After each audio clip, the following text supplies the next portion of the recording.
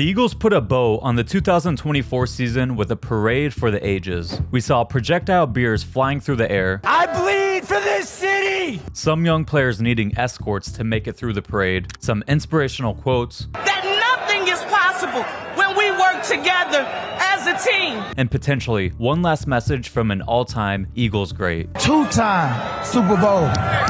Two-time. Put the other one right here. Where is that?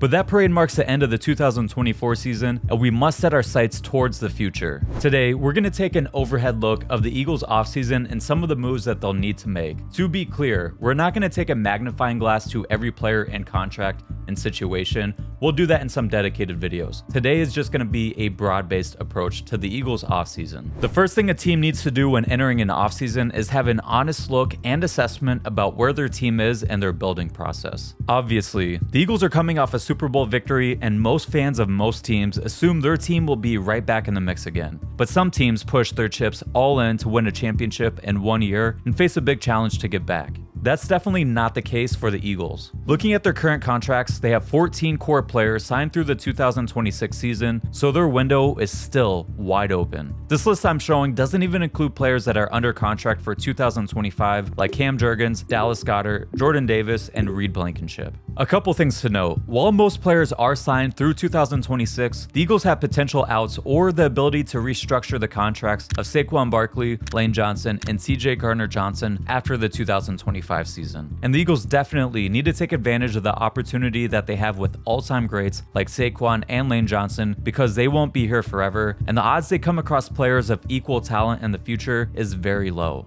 Understanding their window is important because it will shape certain contract decisions, like do we work out extensions for guys like Dallas Goedert, who has a very intriguing contract situation. Now let's take a look at cap space and draft picks. Over the Cap currently projects the Eagles with $18 million in cap space, while SpotRack has them projected with $24 million in cap space. Knowing the Eagles don't have a ton of cap space, the team is not going to be big spenders in free agency. I'd expect that a bigger emphasis this year is going to be re-signing certain key players and giving out contract extensions to some of their young guys entering the last year of their deals. The Eagles are likely to play the comp pick game this offseason, meaning they'll likely gain comp picks for next year's draft. So don't be surprised if the Eagles use picks in next year's draft to try to fill out the roster at some point. Think back to the CJ Gardner-Johnson trade from 2022. The Eagles traded away a 2023 5th-round pick and 2024 6th-round pick in return for CJ and a 2025 7th-round pick. Before the 2024 season, the Eagles traded away a 3rd-round and 2 7th-round picks in the 2025 draft for Jahan Dotson. They won't know their comp picks until next offseason, but by projecting to have extra picks, the Eagles give themselves more assets they can use to build the roster. Those picks could potentially be used in a blockbuster trade.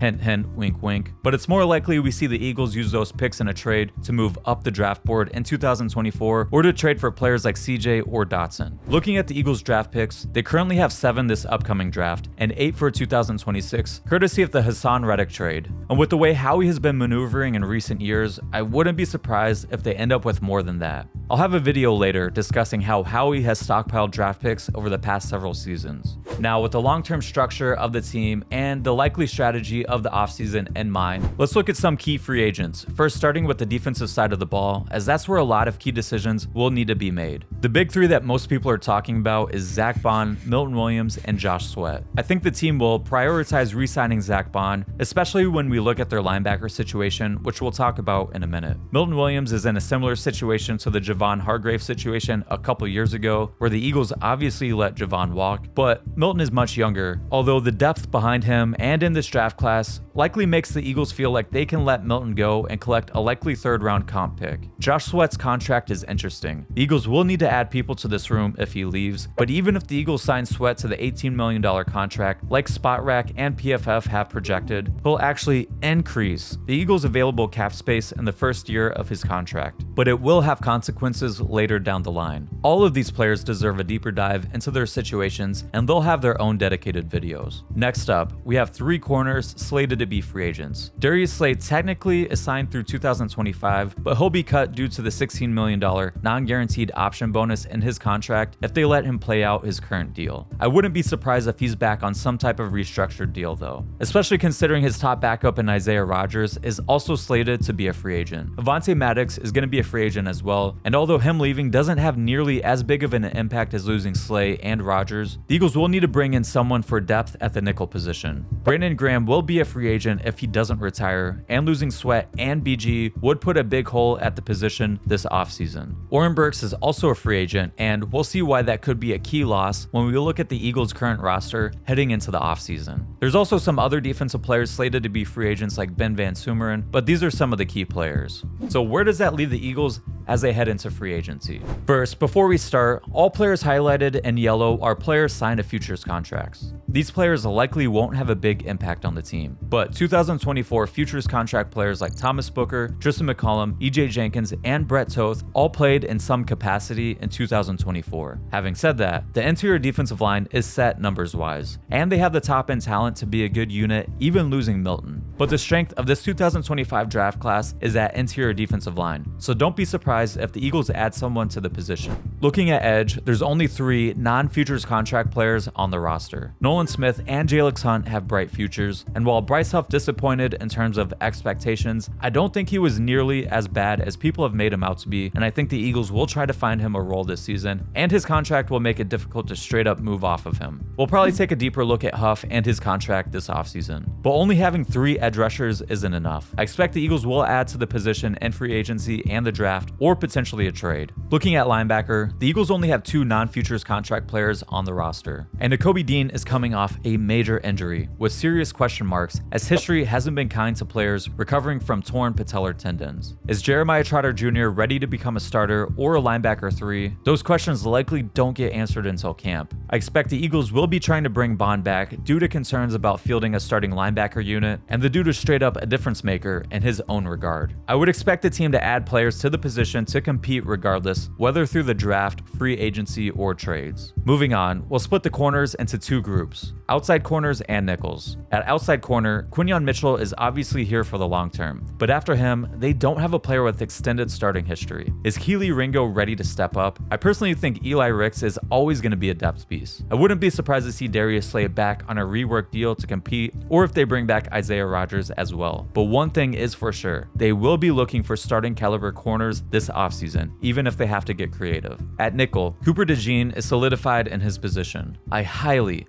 doubt they move DeJean outside. He provides too much value at a difficult position to play, but the Eagles will also need to find a depth piece at the position as well. Safety is set for 2025, and on the surface, doesn't appear to be a position they'll address much this offseason, but as we noted, the Eagles have an out in CJ Gardner-Johnson's contract after 2025, and Reed Blankenship is entering the last year of his contract. Moving on to the offensive side of the ball, there's definitely less question marks. Mekhi Becton is the biggest concern. How do the Eagles handle the right guard situation? Do they re-sign Becton, or do they feel Tyler Steen can be a full-time starter? If so, do they add a piece in the draft or free agency for depth or to compete? Kenneth Gain was a free agent, and I doubt the Eagles bring him back since they drafted Will Shipley to be his replacement. Fred Johnson is also slated to be a free agent, which is important as he was the team's top backup tackle, but I wouldn't be surprised if he's not back. If you look at Darian Kennard next to Fred Johnson in the last game of the regular season, Kennard looked like the better player, and he's under contract for 2025 already. There are other free agents like reserve offensive lineman and Britton Covey, and while Covey likely wouldn't have a big impact at wide receiver, the Eagles need to find a dedicated punt returner so they don't have to keep putting Cooper DeJean back there. He is way too valuable for the defense.